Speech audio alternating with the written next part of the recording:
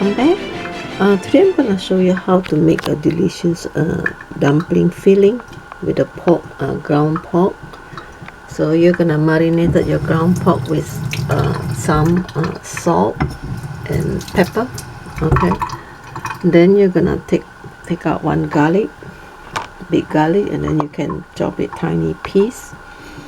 And green onion, you're going to take out the top part, then you're gonna cut it. Okay, then you're gonna put it mixed together. And also the chive. Okay, the chive you're gonna chop it small piece, then you're gonna mix it all together and put some cornstarch on it. Okay, so let's do it now.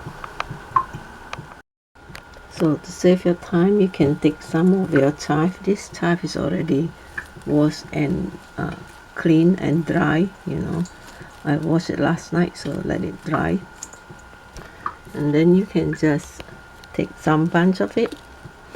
I save time, so I use scissors to cut it. Okay, and you cut it directly on top of it. Okay, so it saves you some time to chop.